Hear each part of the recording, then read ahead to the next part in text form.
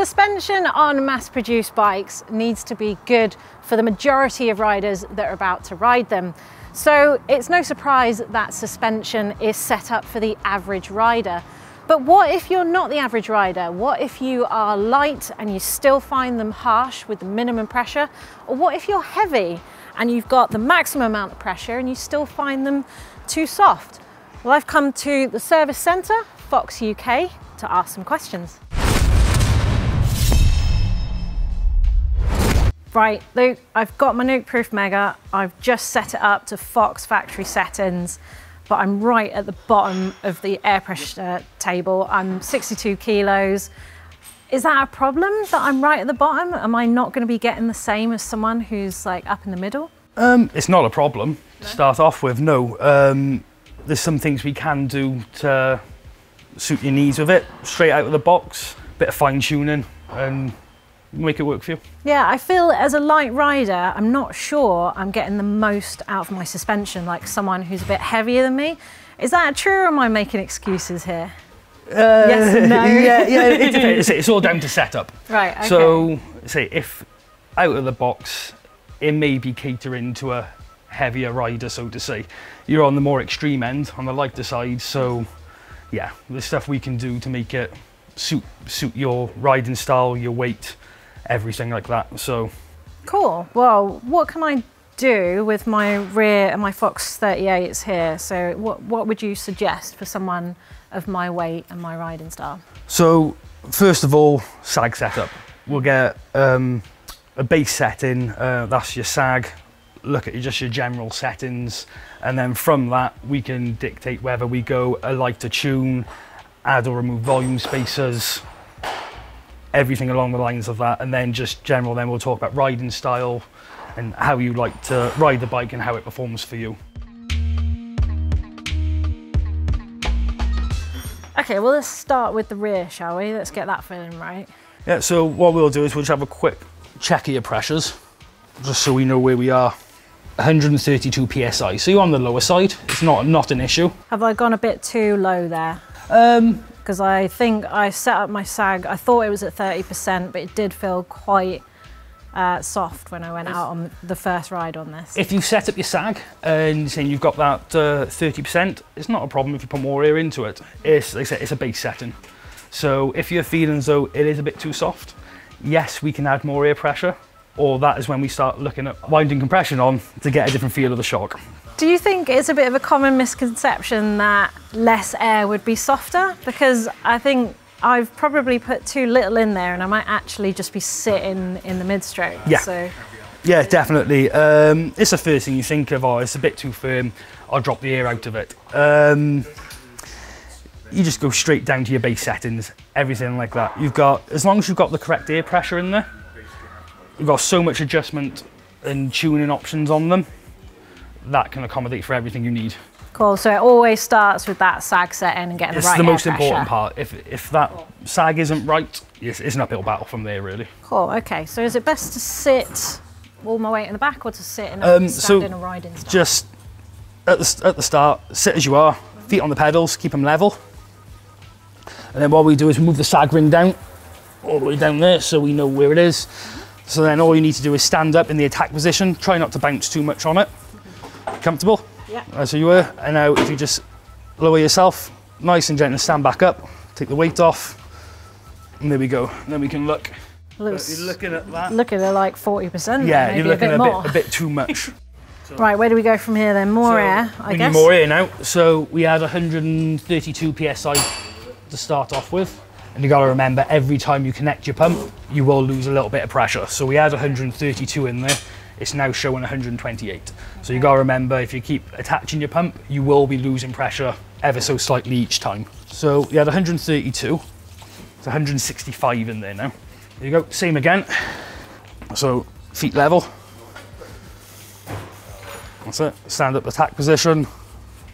And then lower yourself down and ease yourself off. You're looking for about 18 millimeters, 19 millimeters of travel on the sag ring, so perfect. There you go, 165 PSI. So there you go, that's a 33 PSI increase. Wicked, now we can start looking at all the adjustment now.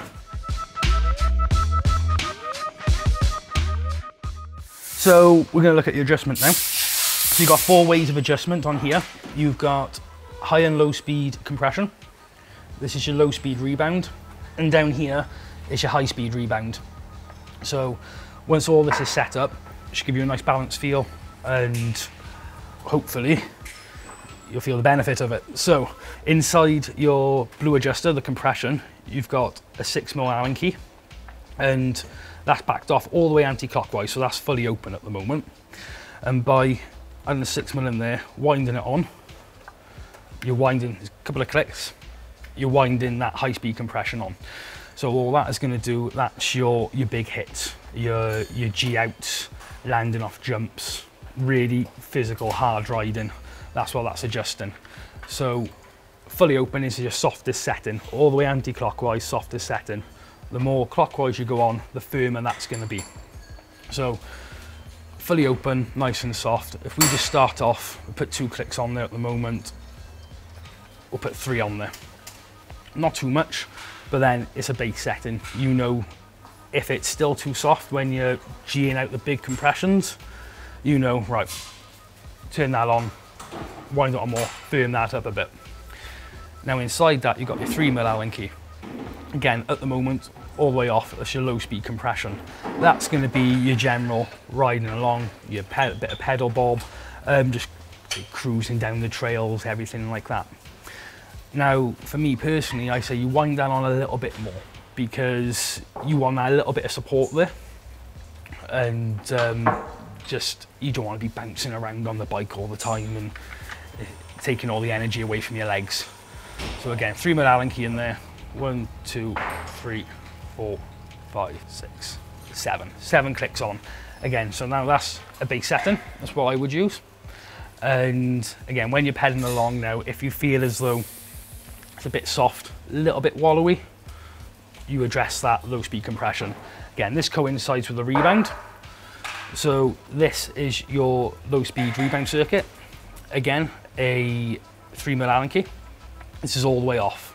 So at the moment, turned all the way anti-clockwise. This is your quickest. So if you were to bounce on the bike, it's just going to return really quick. Now your low speed rebound, again, it's your pedaling along, your general just trail riding, cruising down the blues, so to say, and in your corners, everything along the lines of that. So if you were to pedal that now, yes, the shock may be firmer because we've found your low speed compression on, but it's still maybe a bit active, a bit be hoppy, hopping you around a bit, and if that's too fast, you're going to start losing traction on the back end, everything like that. So if we wind that on, 1, 2, 3, 4, 5, 6, 7, trying about halfway again then. So when you're riding, pedaling around, if you feel as though it's a little bit like a pogo stick, start addressing that. All the pogo-y feeling when you're bobbing around is all going to be down then to your low speed rebound. Now this is your high speed rebound. So it's a little bit fiddly to get on this bike, given the way the linkage is. To get an Allen key and you can move it. So basically what the high speed rebound doing, this has got something called VVC, variable valve control, bit of a mouthful. That's new, isn't it? That's new. Yeah. It's patented to Fox, and it's really clever. Some people have been working overtime, fair play to them, to get this designed and going. It's a brilliant bit of kit. So basically what this does, you think about it, start off with high speed rebound.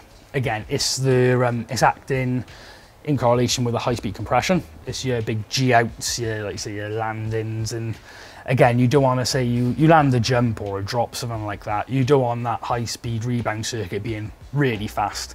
It's just going to start throwing you over, and worst case scenario, you're going to be coming off over the bars, aren't you? So what the VVC does, it kind of takes away the idea of you having to tune the shocks specifically for a rider weight. So normally, if you want to go lighter on the rebound, medium or firm, it will come into somewhere like us, we would strip it all down and we start changing valves, shims, tunes, everything like that. All the innards of the shock we'll start playing around with. What this does is a spring, as you start turning the adjuster, and it adds preload to the shim stack. And by adding preload, that's acting like a firmer, heavier tune. So your case, lighter rider. This currently, we've typed in the details in, is set to a medium rebound. Because you are on the lighter side, that's something we can address. So we'll make it, it's going to be flowing a bit faster and more active in that sense once we tune it. So you're still going to have to tune the shock, but by adding this, you can then fine tune it ever so slightly to suit your, again, riding weight, riding style. And by doing this, I say we have to use an Allen key on this bike because of the linkage. Just 2-3 clicks there. So high speed rebound is how quickly it returns from a big hit, isn't it? And so what you're saying is when we play with that rebound dial, it's actually adjusting a shim stack effectively in the oil so that it's lighter if it's on a quicker rebound. So if it's fully open all the way anti-clockwise, it's light. You got all the oil flow as quick as possible through there, allowing it to move as fast as possible. By winding that on, it adds all the tension to that shim stack, essentially closing up the ports inside there, closing up the shim stack, making it harder for the piston to flow through the oil, slowing everything down. So we've done some work on the dials. Is there anything more I can do after that? Is there anything other than air and dials that we can play with? Yep, so inside here, on the air shocks as well as the forks, you're using volume spacers. Now, what this can do is a great feature on it, on all the air shocks. You can make them really progressive. So the further you go into the travel, the more the shock is acting. It's getting firmer, as you go into the stroke. So what you'll find is if you add a volume spacer, or a couple of volume spacers, there'll be a little bit, you got your mid-stroke support will be there, and then the bottom out, really firmer on the bottom out. You really get that poppy feeling with the volume spacers added. Okay, so adding a volume spacer basically makes the volume in the shock smaller so that the air ramps up quicker. So you get more support as you go further through the stroke. So if you wanted something a bit more poppier, you would go for volume spacers? I would say, yeah. I think as soon as you get into your mid-stroke, which you're going to be spending a lot of your time there, especially on a descent. You're coming around into corners, you're pushing the bike into corners, and then just all the aggressive terrain. You want that shock being active. You don't want it, like you say, if like packing down and just, you want it being active as possible and just really making the most of it. You got all this travel, you need to make the most of it, really.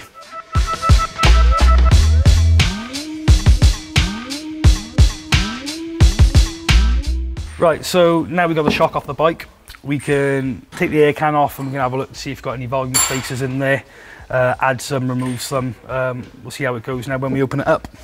But first thing we would do is take the pressure out. Anytime you are working on either forks, shocks, anything with air, massively important to make sure all the air's out of it. Otherwise you could do yourself some really nasty damage. So we're going to move that circlip around and then you can pop it off like so. By doing that, you'll have a little bit of, may have a little bit of oil in the air can, but that's fine, just a bit of lubrication. And as you can see, you've got 2 volume spacers fitted. This can take 4 altogether. There'll be 1 fit in there, 1 extra 1 fit in there. So we've got 2 spacers in there. My gut feeling is to take at least 1 out because I kind of like that bottomless feeling. Yep. So I think I'm more of a fan of that linear kind of ramp through rather than the progressive. So, but it's hard to say having been a new bike, I don't know, but I will play with this, I think, in future. So what you'll find is if you take them out completely, you will have a more of a linear feel to the shock, and by adding more, it's more progressive.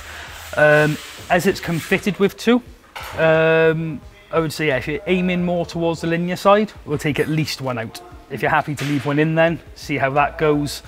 I think if it still feels a bit too much, you know then at least you can take it out. Or if you want a bit more from it, chuck another 1 in there. So this is something that anyone can do at home, sorting out their volume spacers, sorting out the settings and the air pressure, setting the sag right. But I want to be super pampered. And we already know that this rear shock has a medium rebound tune on it for the Mega. and I'm a light rider. I'd like a light rebound tune on it. So this is something I would give to someone like yourself, Luke, here at the Fox Service Centre, and get that redone. So yep, okay. Can you do that for me? Yep, not a problem. Awesome. So we're looking to revalve your Rebound. So at the moment, this is your current Rebound tune. This is set to medium. This is a lighter Rebound tune, and essentially all it is, because this is classed as a medium, a heavier tune for what we're looking for, when stacked together, all these shims are gonna flex less through the oil than what we will end up with. So it would be easier to go through the oil, therefore it would be lighter it's for me. moving through, Easier to activate it. Oil. Yeah, that's all it is. So a lot less force to overcome. Yeah. Do you think a normal rider would notice this kind of tune, like the average rider? Average rider going off average size, I would say there's not really any need to do it. For someone like yourself on the smaller side, you will benefit from it. And then likewise, someone on the heavier side, they would go, instead of going the light option, they'd be going for the firmer option. Okay, and that would give them more support, would it, in the Rebound? Or yeah, more control, more support. Again, a lot more range to play with. So we're going to change your valve in now. It's going to require near enough a full strip down.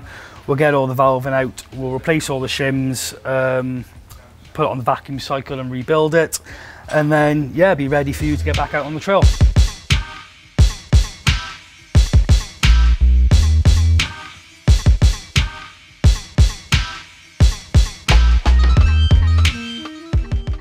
Got to go. So this is your VVC. Yeah. So as you can see, these springs by here, nice and flat in the fully open setting. If we wind the high-speed Rebound on, right, this rotates around there. And as you can see now, they're at a slight angle because they're preloading this stack by here, right, which gives you the feeling of a firmer valve stack altogether. This is your complete valving assembly. This side of the piston is your compression. This side of the piston is your Rebound. So all we're going to be doing is taking this valve assembly out and adding this one in from medium to light.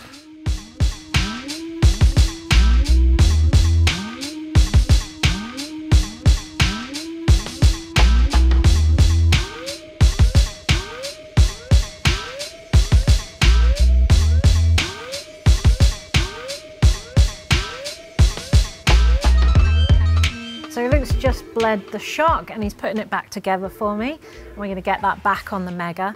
Now, as we know, there is a particular tune for the rear shock for the Mega, but the forks don't actually have a model-specific tune on them. But we are going to go over a few things on how to make the 38s a little better for my weight. Amazing, right. Thank you so much, Luke, for sorting it out. I've literally got no excuses now. Nope. No excuses. So we knew that this had a medium tune on the Rebound, wasn't it? It's now gone lighter, yep, and it was already a light tune on the compression. Is there a similar situation with forks as well in terms of model tuning and tuning compression and Rebound? In regards to the Grip 2 damper you have fitted, you can make the Rebound tune a bit lighter. As the same as the shock, the Grip 2 has got the VVC system fitted in the compression and the Rebound, whereas on the shock it's just the high-speed Rebound. So you can revalve them to make them lighter or heavier if needed, but you have that much adjustment on there, and you can fine-tune it by turning the dials that you say shouldn't need to. If you're on the extreme ends of stuff, maybe something we can do, but given the amount of adjustability on them, you should be fine for most riders. Great, so I just need to play around with these a bit more. I'm lucky enough to have the most modern with the VVC in here, and it's factory as well. What if it was an older model, or maybe not the Grip 2, maybe just the standard grip? Would you benefit from a tune more because of not having the adjustability here? Yeah, so with the standard grip cartridge, there is a few tuning options we can do with, say, with the compression to make it a bit softer or firmer. On the older Grip 2, it doesn't have the VVC in it.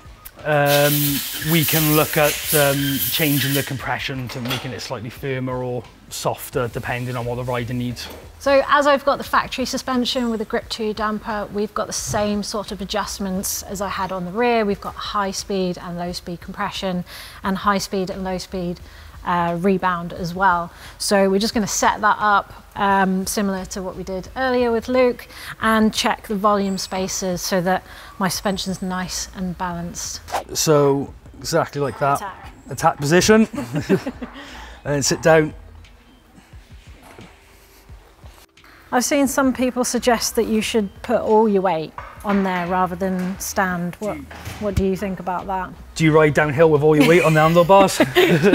Maybe on the steeps. Maybe on the steeps, yeah. But nah, it's just your comfortable position. Some people say to do it sat down, stood up, and it's whatever your natural riding position is. So if you're leaning all the way over the front, when you're doing that, lean over the front, just whatever your natural body position is. So we're looking at 31 millimeters. So possibly run a little bit more pressure. Right. But other than that, you're near enough spot on. Yeah, so what we can do now, we know roughly you're on about, what was it, 73 PSI. Yeah. So with that in mind, we can take the top cap off. We'll have a look at the volume spacers and see what we're dealing with. First thing we do, just like the rear shock, if you're ever going to be looking at your volume spacers or working on anything to do with the air side, always make sure you depressurize it. Otherwise, you could cause yourself a nasty injury. So let the air out gently.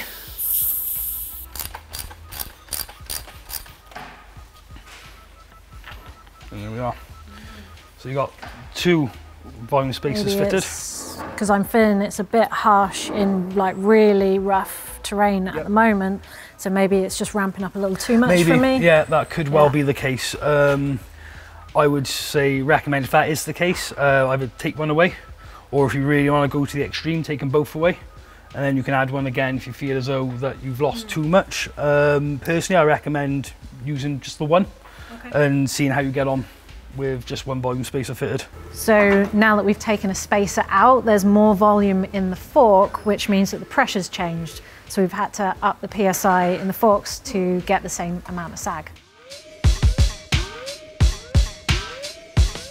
First of all, we'll work on the high-speed compression. This is the outer blue adjuster. So how I would do it is start off by backing it off all the way, fully anti-clockwise, and just turning it on 2-3 clicks, just so you can have a run on it, see how they feel, and then you know that you can always back off a bit and take a bit off, rather than riding them and think they're a bit harsh and then you've got no adjustment, nowhere to go. So with a high speed, I would say run just a few clicks just to see how they feel. And then the low speed compression, that's going to be again like, you know, your general trail riding or your smaller hits. I would say run just about 5-6 clicks on, just so then you got that support when you're riding along, and then you can go into the nice soft plush feeling when you got that harder hit, and so on. And then we'll look at the rebound now. Top adjuster is your high speed rebound. Again, I would say from fully open, fully fast. It's got the same system as the shock, the VVC, so the more you wind it on, the firmer that's going to feel. So I would say only turn it on 3-4 clicks, and then the bottom one being your low speed rebound adjuster, back it all the way off, and again run it about 4 or 5 clicks in, and then you know where you are. If you feel as though they're a little bit too slow and they're packing down a bit, you can always turn it, make it a bit quicker, and you've got your range of adjustment there then. And that's something I've learned over the years, is that sometimes when it feels harsh, it's actually not that there's too much air in there. Don't just start taking air out. It's actually that the fork's not returning quick enough to sort of stay in that nice supple part of the travel. If you've got too much rebound on them, they're going to start packing down. So if the fork's going into the travel, it hasn't got enough time to react. So you just only really, all you're doing is kind of just going further down into your travel, and then you're going to run out eventually. So yeah, so it's like what you said earlier, is always start with the right weight, the right sag. Yeah. Don't adjust that, adjust the dials. That's it, yeah, that's go. the key, is make sure you just got your sag. Providing you got your sag sorted, you can play around with any setting to suit whatever you are looking for. Great. Well, I think it's probably about time I took this out on the trail and see what you've done with my bike. So before I go, Luke's just let me have some of his special orange dials, which is what you get when you come in for a pro tune here at Fox UK. Is that right? Yep, that's right. So now I'm pro. Factory. Look at that.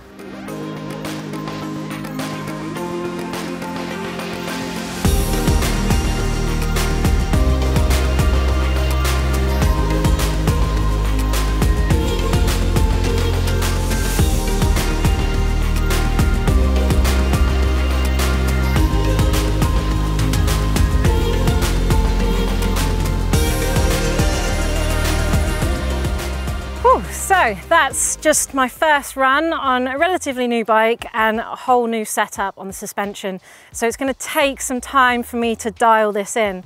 But what I have learned is that suspension has never been better than it is today, especially when you've got the ability to adjust high speed and low speed compression, high speed and low speed rebound.